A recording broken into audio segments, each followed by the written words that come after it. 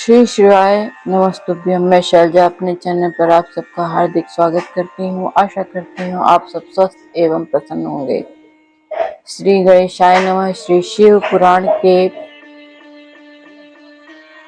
भगवान शिव के पिपलादा अवतार की कथा है। सेव्य सेव्य सदा सेव्य शंकर सर व दुख हा।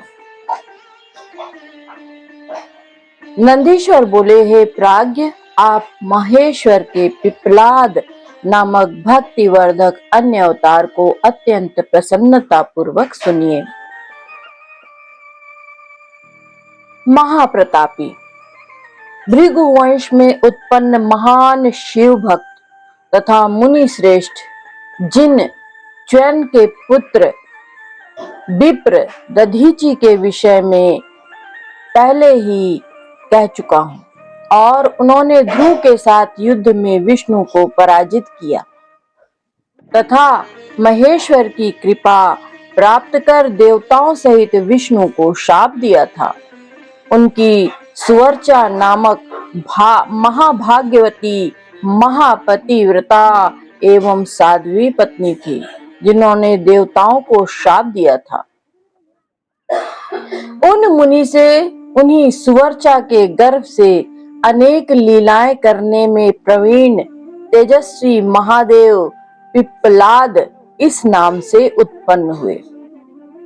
सूत जी बोले, नंदीश्वर के इस अद्भुत वचन को सुनकर हाथ जोड़कर तथा सिर झुकाकर मुनि श्रेष्ठ सनत कुमार कहने लगे। सनत कुमार बोले, हे महाप्राज्ञ, हे नंदीश्वर, हे तात, आप साक्षात शिव स्वरूप हैं। आप धन्य हैं तथा आप ही सद्गुरु हैं, जो कि आपने यह अद्भुत कथा सुनाई है। हे शिलाद, हे तात, ध्रुव के साथ संग्राम में विष्णु को जिस प्रकार शिव भक्त दधीचि ने पराजित किया था तथा उन्हें शाप दिया था, उस कथा को मैंने पहले ब्रह्मा जी से सुना था। अब मैं पहले सुवर्चा के द्वारा देवताओं को दिए गए शाप के वृतांत को तथा बाद में कल्याण के निवास भूत पिप्पलाद चरित्र को सुनना चाहता हूँ। सूत जी बोले, तत्पश्चात ब्रह्मपुत्र सनत कुमार का शुभ वचन सुनकर शिव जी के चरण कमल का ध्यान लगाकर शिलाद पुत्र प्रसन्न चित्त होकर कहने लगे। नंदीश्वर बोले, हे मुनीश्वर, किसी समय इंद्र आदि सभी देवताओं को वृतासुर की सहायता से दैत्यों ने पराजित कर दिया। तब उन सभी देवताओं ने सहसा दधीचि मुनि के आश्रम में अपने श्रेष्ठ अस्त्रों को फेंक दिया और तत्काल पराजय स्वीकार कर ली। इसके बाद शीघ्र ही इंद्र आदि सभी पीड़ित देवता एवं ऋषिगण ब्रह्मलोक गए तथा अपना वह दुख निवेदित किया। देवताओं के वचन को सुनकर लोक पितामह ब्रह्मा जी ने उनसे त्वष्टा का सारा मंतव्य यथार्थ रूप से कह दिया। ब्रह्मा जी बोले, हे देवताओं, त्वष्टा ने अपनी तपस्या के प्रभाव से आप लोगों का वध करने के लिए इसे उत्पन्न किया है। संपूर्ण दैत्यों का स्वामी यह वृत महान तेजस्वी है, अतः आप लोग वैसा प्रयत्न कीजिए जिस प्रकार उसका वध हो सके। हे प्राज्ञ, मैं धर्म की रक्षा के लिए वह उपाय आपको बता रहा हूं, आप उसे सुने। जो जितेंद्री तथा तपस्वी दधीचि नामक महामुनि है, उन्होंने पूर्व काल में शिव जी की आराधना कर वज्र के समान हड्डियों वाला होने का वरदान पाया था। आप लोग उनके पास जाकर अस्थियों के लिए याचना कीजिए, वे अवश्य दे देंगे, इसमें संशय नहीं है। इसके बाद उन अस्थियों से दंड वज्र का निर्माण कर निसंदेह वृतासुर का वध कीजिए। नंदीश्वर बोले, हे मुने, ब्रह्मा का यह वचन सुनकर देव गुरु बृहस्पति तथा देवताओं को साथ लेकर इंद्र शीघ्र ही दधीचि ऋषि के उत्तम आश्रम पर आए। वहां सुरवचा सहित मुनि को बैठे देखकर गुरु एवं देवताओं सहित इंद्र ने हाथ जोड़कर विनम्र हो आदर पूर्वक उन्हें प्रणाम किया। तब बुद्धिमानों में श्रेष्ठ उन मुनि ने उनका अभिप्राय जानकर पत्नी सुवर्चा को आश्रम के भीतर भेज दिया।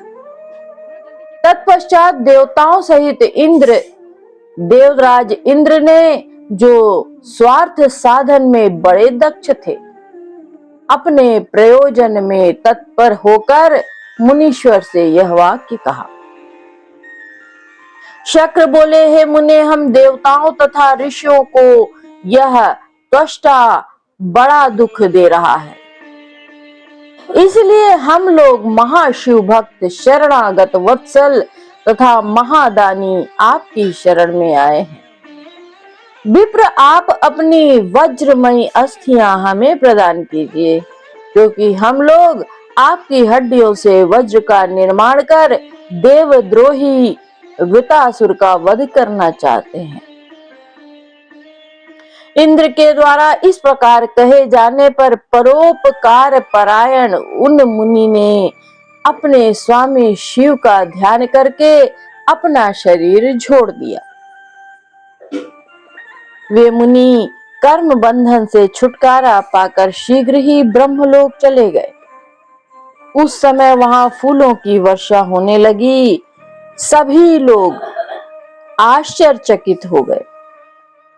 तदंतर इंद्र ने शीघ्र ही सुरभि गौ को बुलाकर उसके द्वारा उन्हें चटवाया और उनकी अस्थियों से अस्त्र निर्माण करने के निमित्त विश्वकर्मा को आज्ञा प्रदान की। उनकी आज्ञा प्राप्त करके विश्वकर्मा ने शिव जी के तेज से अत्यंत दृढ़ वज्रमयी उन अस्थियों से संपूर्ण अस्त्रों का निर्माण कर दिया। उन्होंने उनकी रीढ़ की हड्डियों से वज्र तथा ब्रह्मशीर नामक बाण का निर्माण किया और अन्य अस्थियों से अपने तथा दूसरों के लिए अनेक अस्त्रों का निर्माण किया। हे मुने, तदंतर शिव जी के तेज से वृद्धि को प्राप्त इंद्र उस वज्र को उठाकर बड़े वेग से वृतासुर पर क्रोध करके इस प्रकार दौड़े मानो रुद्र यम की ओर दौड़ रहे हैं। इसके बाद उन इंद्र ने भली भांति सनद होकर शीघ्रता से उस वज्र के द्वारा उत्साह पूर्वक पर्वत शिखर के समान वृतासुर का सिर काट दिया। उस समय देवताओं को महान प्रसन्नता हुई। देवता लोग इंद्र की स्तुति करने लगे और उनके ऊपर फूलों की वर्षा होने लगी। नंदीश्वर कहते हैं, हे तात, मैंने प्रसंगवश आपसे इस चरित्र का वर्णन किया। अब आप मुझसे शिव जी के पिप्पलाद अवतार को आदर पूर्वक सुनिए। महात्मा मुनि दधीचि की पतिव्रता पत्नी सुवर्चा पति की आज्ञा से अपने आश्रम के भीतर चली गई थी। हे मुनि श्रेष्ठ, पति की आज्ञा से घर में जाकर संपूर्ण गृह कार्य करके जब वे तपस्विनी पुनः लौटी तो अपने पति को वहां न देखकर उन देवताओं को तथा उनके अत्यंत अशोभनीय कर्म को देखती हुई वे सुवर्चा विस्मित हो गई। देवताओं के उस संपूर्ण कृत्य को जानकर उस साध्वी ने उस समय महान कोप किया। इसके बाद ऋषिवर की पत्नी सुवर्चा ने अत्याधिक रुष्ट होकर उन्हें शाप दे दिया। सुवर्चा बोली, हे देवगणों, तुम लोग अत्यंत दुष्ट, अपना कार्य साधने में दक्ष, अज्ञानी और लोभी हो। इसलिए इंद्र सहित सभी देवता आज से पशु हो जाएं, ऐसा उन्होंने कहा। इस प्रकार उन तपस्विनी मुनि पत्नी सुवर्चा ने इंद्र सहित उन सभी देवताओं को शाप दे दिया। उसके बाद उन मनस्विनी पतिव्रता ने अपने पति के लोक में जाने की इच्छा की और अत्यंत पवित्र काष्ठों की चिता बनाई।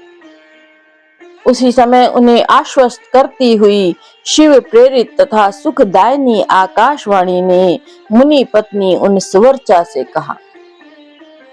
आकाशवाणी बोली, हे प्राज्ञ, तुम दुस्साहस मत करो, मेरे उत्तम वचन को सुनो। तुम्हारे उदर में गर्भ रूप में मुनि का तेज विद्यमान है, तुम उसे प्रयत्न पूर्वक उत्पन्न करो। हे देवी, इसके बाद तुम अपना अभिष्ट कार्य कर सकती हो, क्योंकि सगर्भा को सती नहीं होना चाहिए, ऐसी वेद की आज्ञा है। नंदीश्वर बोले, हे मुनीश्वर, ऐसा कहकर आकाशवाणी शांत हो गई। तब उसे सुनकर वे मुनि की पत्नी क्षण भर के लिए विस्मित हो गई। तदंतर पति लोक जाने की इच्छा करती हुई महासाध्वी सुवर्चा ने बैठकर पत्थर से अपने पेट को फाड़ दिया।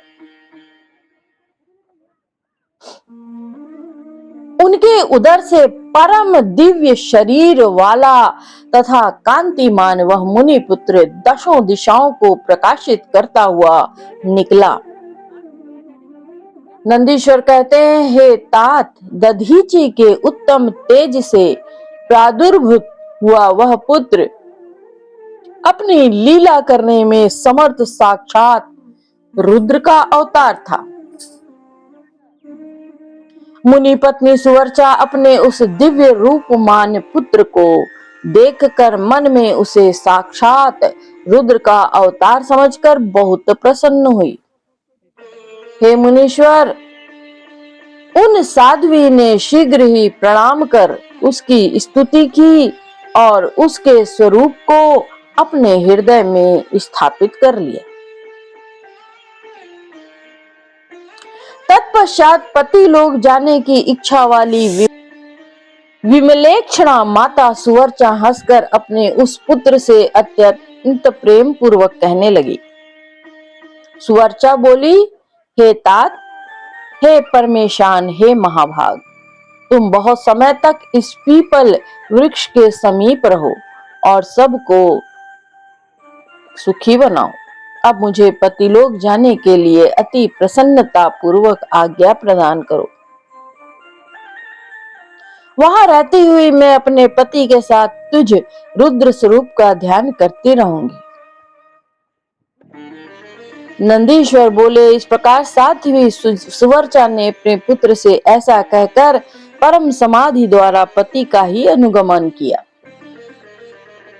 नंदीश्वर कहते हैं, हे मुने, इस प्रकार वे दधीचि पत्नी सुवर्चा शिवलोक में जाकर अपने पति के साथ निवास करने लगी और आनंद पूर्वक शिव जी की सेवा करने लगी।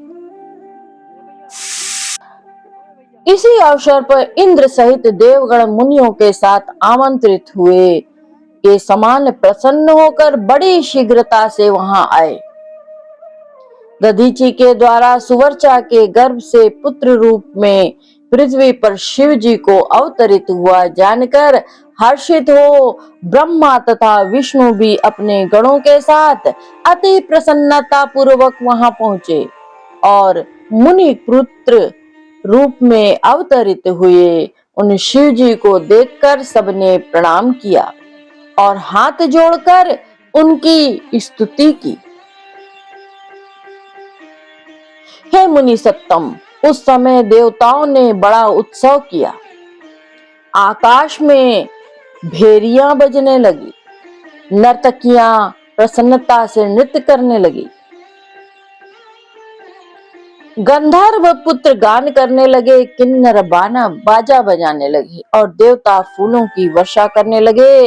विष्णु आदि सभी देवताओं ने पीपल के वृक्ष द्वारा संरक्षित दधीचि के उस शोभा संपन्न पुत्र का विधिवत जात कर्मादि संस्कार करके पुनः उसकी स्तुति की।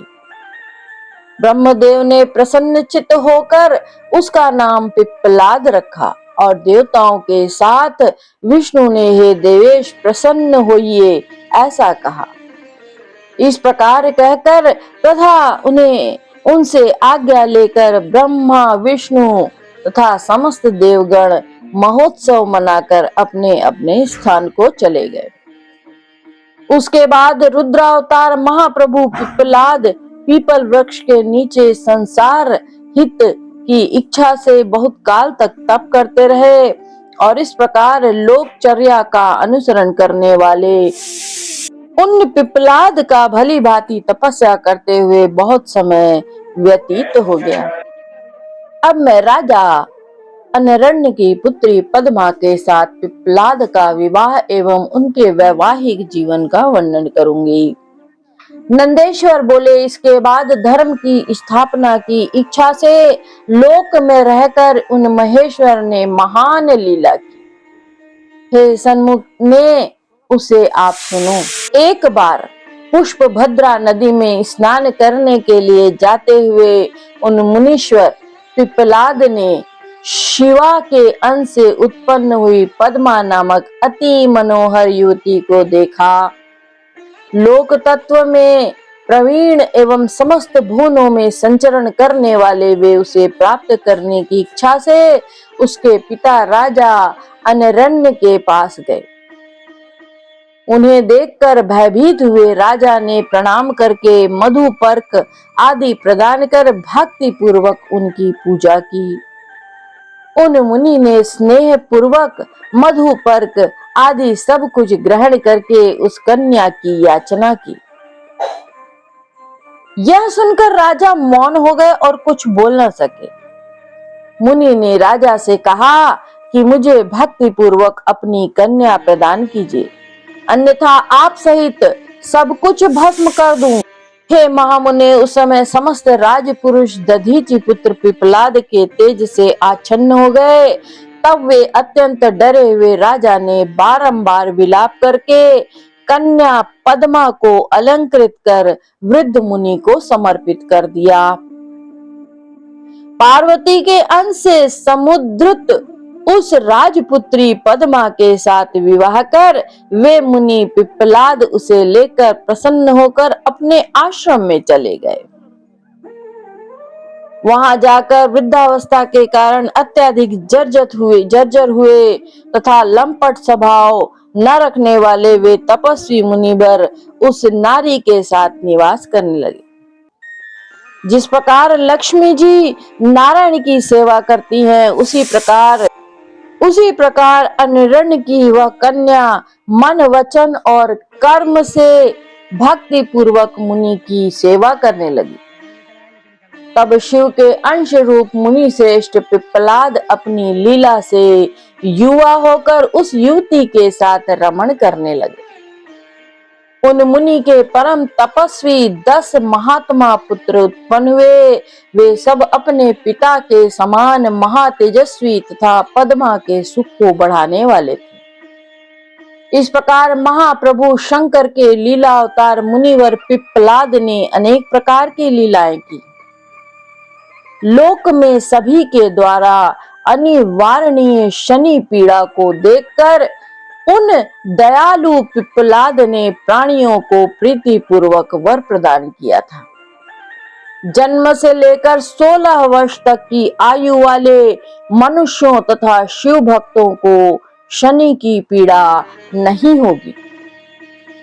यह मेरा वचन सत्य होगा। मेरे इस वचन का निरादर कर यदि शनि ने उन मनुष्यों को पीड़ा पहुंचाई तो वह उसी समय भस्म हो जाएगा, इसमें संदेह नहीं। नंदीश्वर बोले, हे तात, इसलिए ग्रहों में श्रेष्ठ शनैश्चर विकार युक्त होने के पर भी उनके भय से उन वैसे मनुष्यों को कभी पीड़ित नहीं करता। हे सन्मुने, इस प्रकार लीला पूर्वक मनुष्य रूप धारण करने वाले पिप्पलाद का उत्तम चरित्र मैंने आपसे कहा। जो सभी प्रकार की कामनाओं को प्रदान करने वाला गाधी, कौशिक तथा महामुनि पिप्लाद ये तीनों महानुभाव स्मरण किए जाने पर शनैश्चर जनित पीड़ा को नष्ट करते हैं। भूलोक में जो मनुष्य पद्मा के चरित्र से युक्त पिप्लाद के चरित्र को भक्ति पूर्वक पढ़ता है या सुनता है, जो शनि की पीड़ा के नाश के लिए इस उत्तम चरित्र को पढ़ता है या सुनता है, उसकी सभी कामनाएं पूर्ण हो जाती हैं। श्री शिवाय नमस्तुभ्यम।